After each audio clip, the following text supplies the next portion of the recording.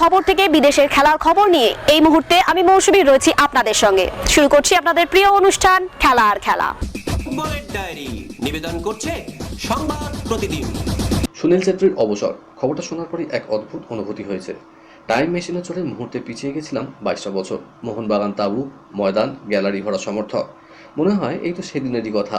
চোখের সামনে সিনেমার রিলের মতো পরিষ্কার ভেসে ওঠে কলেজ। সেবার দিল্লি একটা বাচ্চা ছেলেকে কর্তারা সই করিয়েছিলেন। হ্যাঁ, সুনীল ছেত্রী। জাতীয় দল থেকে ফেরার পর মোহনবাগান অনুশীলনে প্রথমবার ওকে দেখি। ছটপটে দুষ্টমি ভরা দু চোখ, শেখার প্রবল ইচ্ছা।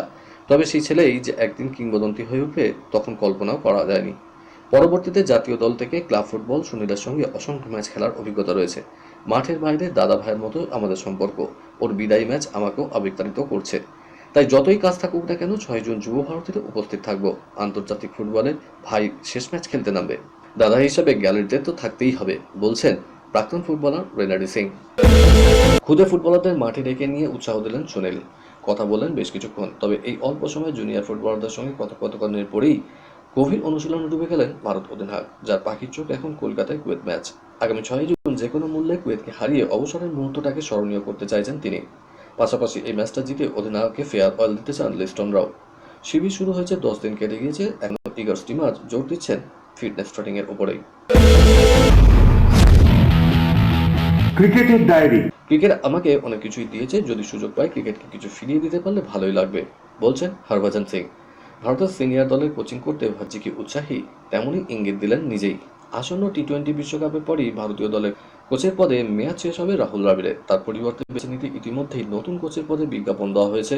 আর কোচের পদে ফিরতে চান না দ্রাবিড়, তা ইতিমধ্যেই জানিয়ে দিয়েছেন। জাতীয় ক্রিকেট একাডেমি প্রধান VVS লক্ষ্মণও এই দায়িত্ব নিতে রাজি নন। নাম উঠেছিল স্টিফেন ফ্লেমিং এবং জাস্টিন ল্যাঙ্গারের। যদিও বোর্ডের বেশি পছন্দ কলকাতা নাইট রাইডার্সের মেন্টর গৌতম গম্ভীরকে। আর বোর্ড সূত্রে এই খবর, IPL মিটলেই গম্ভীরের সঙ্গে বিস্তারিত আলোচনা হবে এই বিষয়ে। IPL ক্রিকেটের মান বা যে পর্যায়ে প্রতিদ্বন্দ্বিতা চলে তা তিনি প্রবলভাবে উপভোগ করেন, কিন্তু ফ্র্যাঞ্চাইজি টি-20 ক্রিকেটকে তরুণদের ভারতীয় দলে ঢোকার মাপকাঠি বানাতে নারাজ গৌতম গম্ভীর।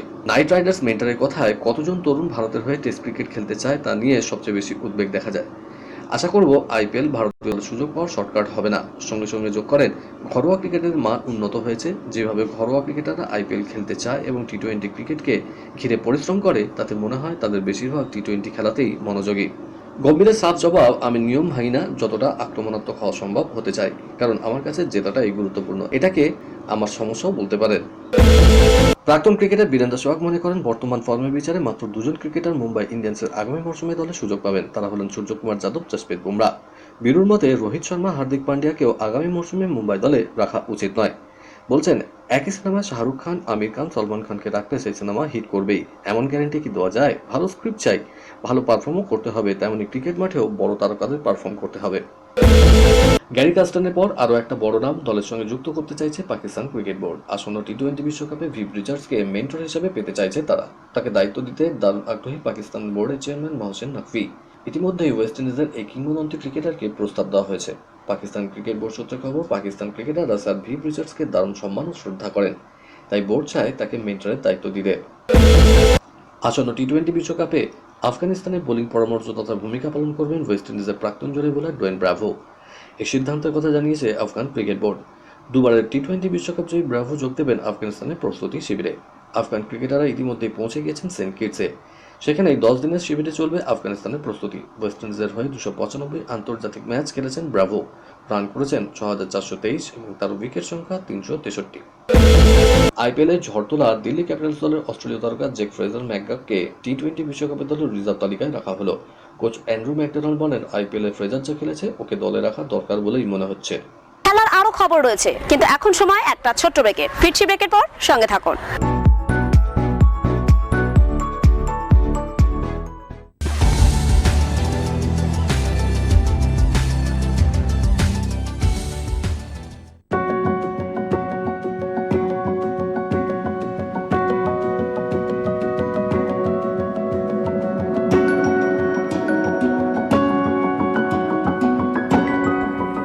কেআরকে নিউজ মিডিয়া প্রযোজিত সাপ্তাহিক বিনোদন অনুষ্ঠান বিনোদন.com দেখুন প্রতি শনিবার ঠিক রাত 10:25 আপনাদের প্রিয় চ্যানেল ভিশনে।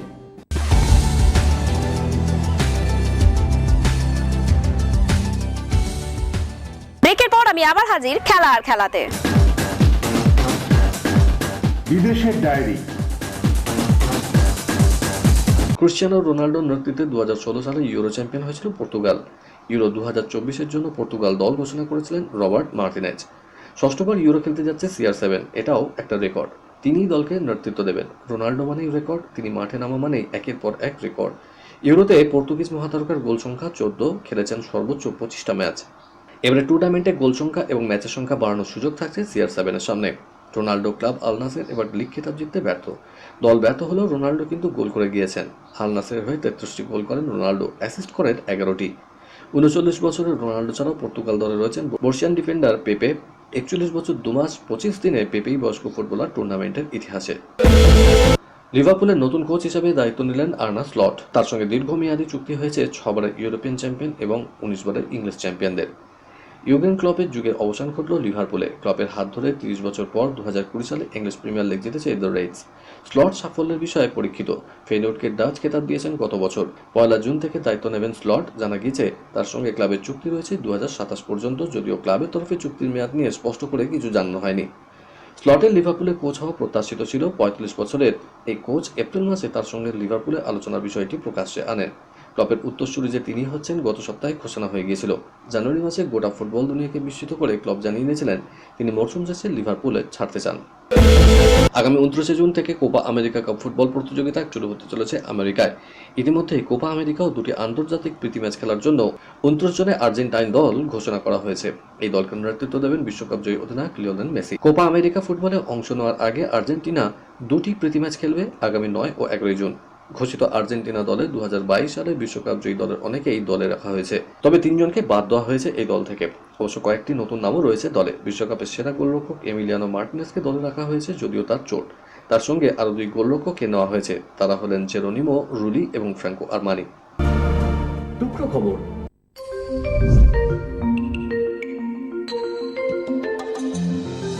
ভবিষ্যৎ নিয়ে প্রশ্নের মাঝেই নিঃশব্দে রোলাগারের প্রত্যাবর্তন ঘটল রাফায়েল নাদালের। প্রায় 1.5 ঘন্টা অনুশীলন করলেন 14 বারের ফ্রেঞ্চ ওপেন চ্যাম্পিয়ন। কোর্টে ফিরে নিজেকে ফিটনেস মেপে নিলেন।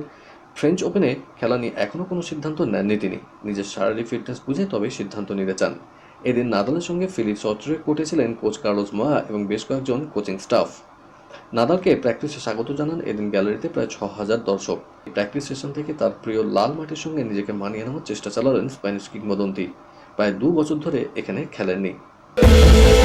অলিম্পিকের আগে একটি গুরুত্বপূর্ণ সিদ্ধান্ত নিল ভারতের কুস্তি ফেডারেশন। যে 6 জন কুস্তিগির ইতিমধ্যেই প্যারিস গেমসের জন্য কোটা পেয়ে গিয়েছেন, তাদের সিলেকশন ট্রায়াল থেকে অব্যাহতি দেওয়া হয়েছে।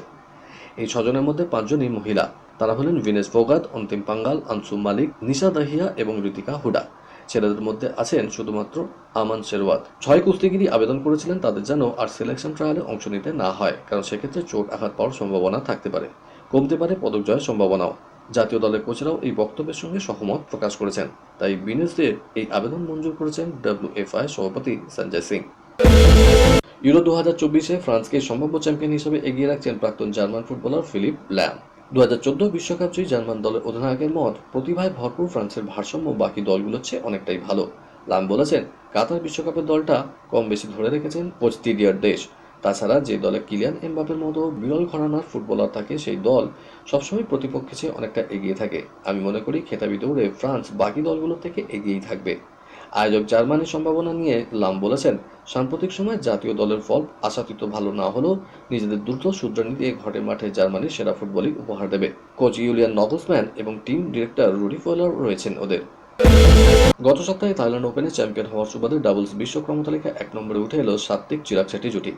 মহিলাদের সিঙ্গেলসে 15 নম্বরে নেমে গিয়েছেন পিভি সিন্ধু। ছেলেদের সিঙ্গেলসে 9 নম্বরে আছেন HS প্রণয়। 14 নম্বরে নেমে গেছেন লক্ষ্য সেন। কিদাম্বি শ্রীকান্ত রয়েছেন 26 নম্বরে। চ্যাম্পিয়ন্স লিগ ফাইনালে পরেই ফুটবলকে বিদায় জানাবেন জার্মানি এবং রিয়াল মাদ্রিদের তারকা টনি ক্রুজ। এই সিদ্ধান্তের কথা ঘোষণা করেছেন তিনি। 2014 সালে মিডফিল্ডার ক্রুজ খেলেছিলেন রিয়ালে, জিতেছেন 22টি খেতাব, তার মধ্যে 4টি চ্যাম্পিয়ন্স লিগ। 463 ম্যাচে তার গোল সংখ্যা 28 এবং অ্যাসিস্ট 98। জাপানের কোবেতে বিশ্ব প্যারা অ্যাথলেটিক্সের চ্যাম্পিয়নে জ্যাভলিন থ্রোতে সোনা জিতলেন ভারতের সুমিত আন্টিল। ছুড়েছেন 69.50 মিটার। গত বিশ্ব চ্যাম্পিয়নশিপও সোনা জিতেছিলেন তিনি। পোডিয়ামের শীর্ষে উঠেছিলেন টোকিও প্যারালিম্পিকে। হাই জাম্পে সোনা জিতেছেন। কলকাতার ডায়েরি নিবেদন করছে গুড এজ হসপিটাল। খানিকটা প্রত্যাশা মতোই আইপিএল ক্রিকেট প্রতিযোগিতা ফাইনালে পৌঁছে গেল Kolkata night Riders. Bat ball এবং ফিল্ডিংয়ে অভূতপূর্ব নিদর্শন বজায় রেখে এদিন তারা সানরাইজার্স হায়দ্রাবাদকে হারালো 8 উইকেটে। 38 বল বাকি থাকতেই জয়ের জন্য প্রয়োজনীয় রান তুলে নেয় কেকেআর। উল্লেখ্য, এই নিয়ে চতুর্থবার প্রতিযোগিতার ফাইনাল খেলবে নাইট রাইডার্স। 34 রানে 3 উইকেট নিয়ে ম্যাচের সেরা খেলোয়াড় নির্বাচিত হয়েছেন অজি পেসার মিচেল স্টার্ক। কলকাতার ডায়েরি নিবেদন করলো গুড এজ হসপিটাল। আজকের মতো এই পর্যন্তই। আগামীকাল আপনাদের সঙ্গে আবার দেখা হবে ঠিক এই সময় এই চ্যানেলে। বাই।